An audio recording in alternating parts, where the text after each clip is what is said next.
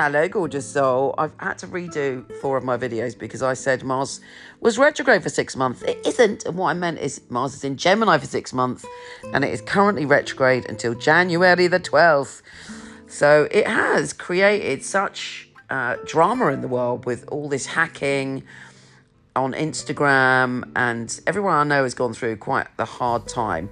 And don't forget, we are also, with this full moon in Taurus, eclipse, still in eclipse season. So we're basically all in the birthing process, okay? We're coming through something, we're being tested a little bit, but when we come out the other end, it will be a brand new world. Here's your monthly astrology.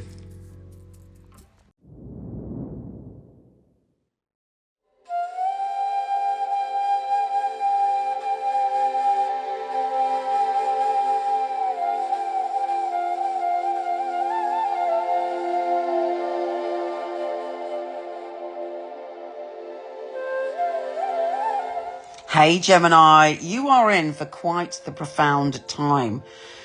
As I've mentioned, Mars, the planet of action, is going retrograde. You can only imagine what that's going to do. The good news is it's going to make you realise ultimately what direction you need to go in. When you're freed up from that on the 12th of January, you're like, woo, you're going to go like a rocket forward. You're going to know the direction you want to go in. You'll be very clear. And you'll be very concise and you'll be able to communicate it, and other people will be like, wow, you will be fantastic for you. In the meantime, there is a great resetting of your ideas about what you want in life, what your passions are, where you want to go. And it's so important that you look within yourself and go, okay, how do I express my anger? How do I express my power? How do I express myself when I see the direction I want to go in? Now, it's a little bit tricky because, particularly on the 19th of November, but we have this Mars retrograde squaring Neptune. And Neptune can be a bit paranoid, can be very spiritual and want you to connect to people, but it's very kind of got wishy-washy boundaries, and it'd be very, with those two things going on at once, it's difficult for you to know what you want. So you've got to see it as a process. You're not instantly going to know where you want to go. Even if you thought you did before, there's some confusion surrounding it as you go through this energy and power reboot and rebirth. So you are retuning yourself, and ultimately it'll be good, but you might feel as if you're treading water or people are really pissing you off in the meantime. So it's about keeping yourself together and really double checking all the details and double checking what your reactions are going to bring your way. Now, let's talk about this full moon in Taurus total lunar eclipse and the full moon in Taurus conjunct Uranus, the planet of surprises. There's going to be a surprise. It will be almost like, and I don't use this, I don't, you know me, I don't relate like this. I'm not a hippie, nothing wrong with hippies, but I just happen not to be one. We have the 12th house involved here. So we have mystery, we have your intuition. Because it's a full moon, your intuition is like, woo, on full beam. But total lunar eclipses don't reveal everything straight away. But there is something almost magical, almost meant to be, coming out, surprisingly, on this full moon in Taurus. Now, the other energy of this month that is packed for you is about your health and well-being and changing patterns. Now, this is quite compatible, I think, with the Mars retrograde in terms of you're looking at your routines, you're looking at your patterns, you're looking at your life, and you are diving deep to see what small changes you can make that are going to bring about massive changes for you. If not before, certainly in January, at the end of January. But right now it's about, okay, I need to take care of the details. It's essential that I take care of the details, and it's essential that I really kind of focus. And if you do that, there are great rewards. And if you have got patterns that are unhealthy for you, then they will be made obvious. You will become aware of them so that you are able to make those changes. I mean, I could list so many things for you about this. We have, the Sun square Saturn. We have Venus sextile Pluto, Mercury sextile Pluto.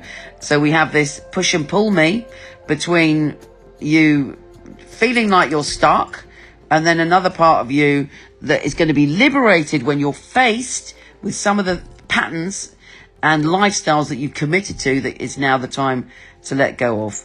And there'll be surprises, there'll be revelations, there'll be opportunities galore.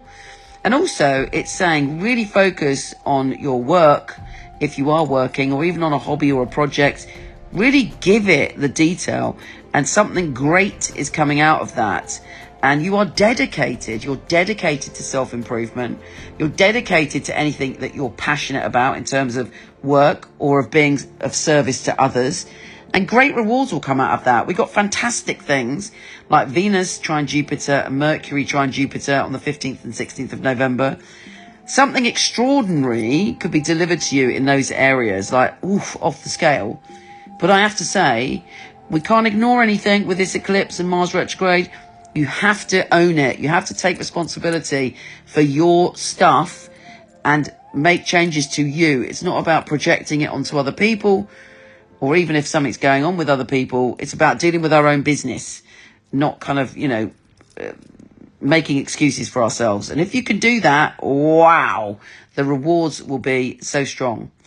Now, after that, from the 16th of November, when Venus goes into Sagittarius, Mercury goes into Sagittarius, the sun goes into Sagittarius, and there's a new moon in Sagittarius, there's a great rebirth and great positive energy around your one-to-one relationships. Brilliant around love, because we're able to compromise, we want harmony, we want balance, and we're love magnets around the time when the 7th house is involved.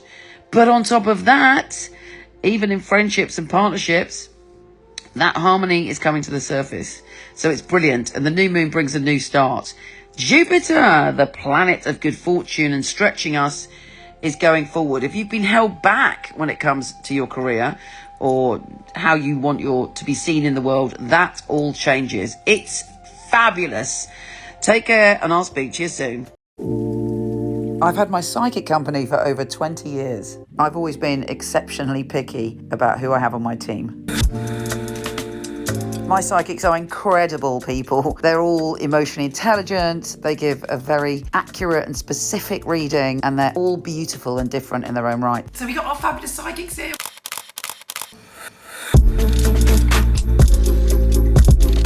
My psychics go through 5 rigorous tests, including one with me, and then we get to meet. I love meeting the readers. And we make a film showcasing their unique skills. Sharon P. Hello. We're doing filming.